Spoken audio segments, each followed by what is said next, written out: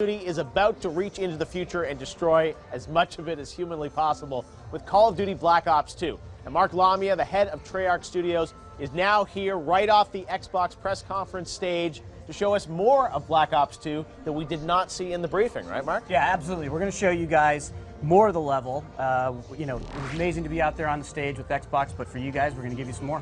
All right, well, let's take a look at Black Ops 2. Now, you guys announced this game about a month ago, and everyone knew you were making Black Ops 2, but the fact that this is set in futuristic Los Angeles, this level, I mean, it opens up the possibilities for you guys, right? With weaponry, absolutely. With lots of stuff, right? Yeah, you know what? Putting it in the future, just an entirely new set of weaponry, gameplay, mechanics, the fiction. You know, the fiction is just this amazing time-spanning narrative. Right. We're set in this situation here where our villain has stolen the keys to the U.S. military infrastructure, and he's turning our greatest strengths into our greatest weaknesses here. Right, and you're playing here, this is something interesting, you're playing the son of Alex Mason, right? David Mason? Yeah, you're playing as David Mason. So if you remember from Black Ops, you're playing as Alex Mason.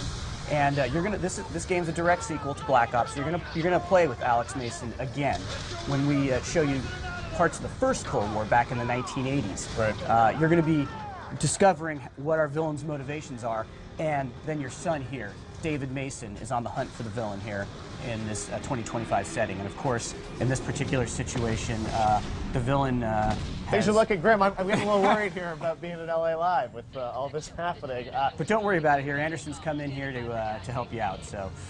It's amazing what you guys have done, you know, really pushed, obviously, the limits of the technology. One of the great things about Black Ops 2 is that you guys are really pushing to innovate with the gameplay. I mean, you've said on the record you're going to have branching storylines. We'll see some moments here even where you can pick whether you snipe or rappel. I mean, you're trying to give people more options about how to play through the campaign, right? Yeah, absolutely. Look, I think one of the things that people love with Call of Duty is they love that cinematic and intense gameplay experience, and we just want to add more choice. So, for example, here, this is a very small example, but you know, this level will play differently whether you choose to snipe here or rappel down. In this case, the player's chosen to snipe here. So you've picked up a Sniper Storm, which is a futurized sniper rifle that has a couple pieces of technology on here that are from 2025. And when you zoom in here, yeah, no, absolutely. That technology right there. That's sort of inspired off of the sort of, you know, the millimeter wave scanning technology that we have out there today. You got to imagine as processing power gets more powerful in the future, you're going to get that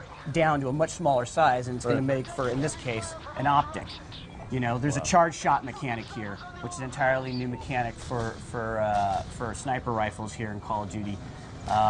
You know, the longer you charge it up, the deeper you can penetrate surfaces. So, well, and this is stuff, obviously, I know you probably can't say a lot about multiplayer, but obviously this kind of technology and stuff will probably transfer over to the MP game as well, right? Well, yeah, the multiplayer game, it takes place entirely in the year 2025, and what we'll tell you about later, you know, the weapons and everything that's in multiplayer, we're going to tell you about later.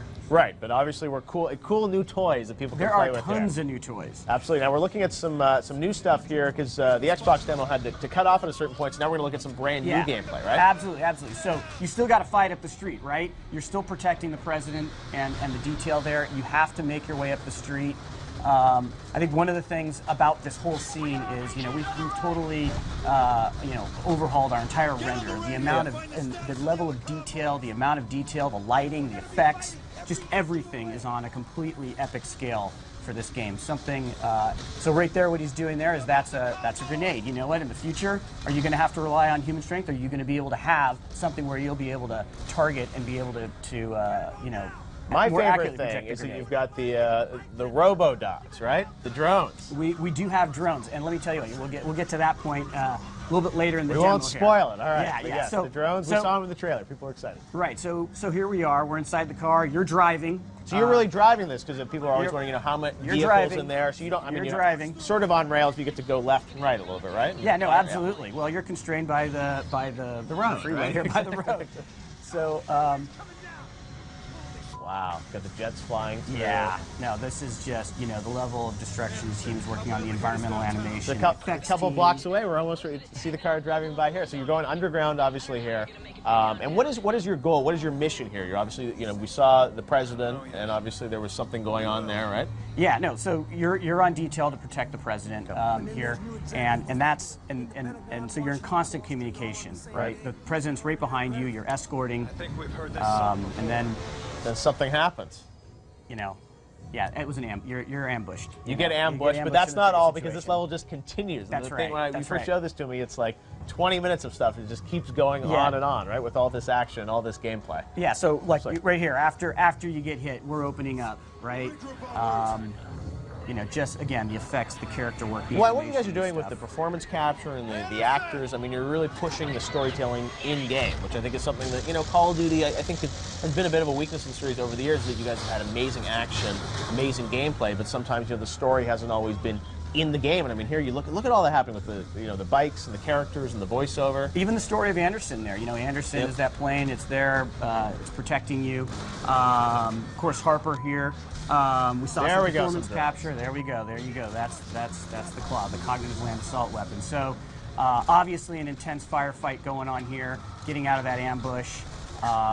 You know, you have the technology of the battlefield there. You're trying to take out these claws, move up, obviously. But you know, the level of detail the team is going into here, not only in the gameplay, but like you said, the story and the characters. You know, we're working with David Goyer, who was also the writer on the Dark Knight, to help help really create a compelling story and really bring to life these characters. That's right, and you got this villain, Menendez, you were talking about, right? Yep. He is.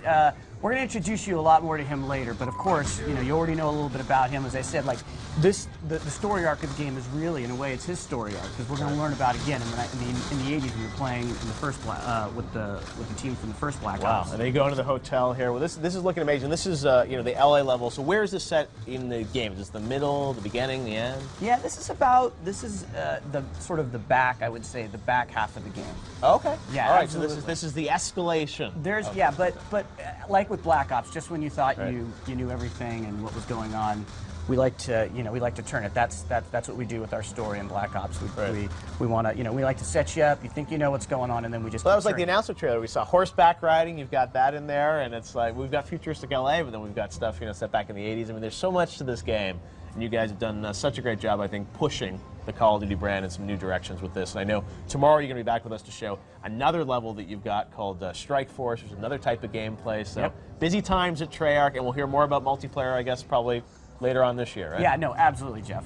Looking forward to it. Thank you very much. Well, Mark, thanks for rushing over from the Xbox stage. We really appreciate it for that exclusive new look at Black Ops 2. And stick around, guys, because we have so much more coming up on E3 All Access Live. More exclusives, you can believe it, right after this.